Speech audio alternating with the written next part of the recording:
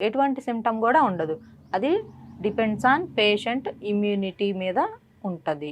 అసలు HIV virus అనేది ఎందుకు ఇది పెరుగుతుంది బ్లడ్‌లో అనంటే మనిషికి మన బాడీలో ఉండే అంటే మన శరీరంలో ఉండే ఏదైతే రోగనిరోధక శక్తి ఉంటదో మనకి ఇమ్యూన్ సిస్టమ్, ఆ ఇమ్యూన్ సిస్టమ్‌ని, ఆ ఇమ్యూన్ సెల్స్‌ని తినేసి ఈ వైరస్ పెరిగిపోతుంది.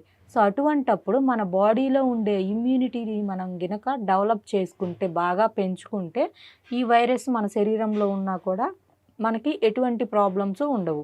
అలా కాకుండా మనం ప్రాపర్ ఫుడ్ తీసుకోకుండా నాకు హెచ్ఐవి ఉంది, నేను చనిపోతాను, నాకు దిక్కు లేదు ఇంకా, నాకు బ్రతుకు లేదు అనని చాలామంది సూసైడ్‌లోకి వెళ్ళిపోవడం, ఎటో కనిపించకుండా వెళ్ళిపోవడం ఇలాంటివి చేస్తూ ఉంటారు. సో, వీటి వల్ల ఏమవుతుంది అంటే ఆహ్, లైక్ దీనికి మనం ఒకటే ఒకటి చెప్తాను సింపుల్‌గా. మనకి దేవుడు ఒక డిసీజ్ ఇచ్చాడు అన్నా, లేదు అంటే ఒకటేదన్నా ఇష్యూ జరిగింది అనంటే దానికి సొల్యూషన్ గూడా ఖచ్చితంగా ఇచ్చాడని నేను నమ్ముతాను. ఇచ్చారని.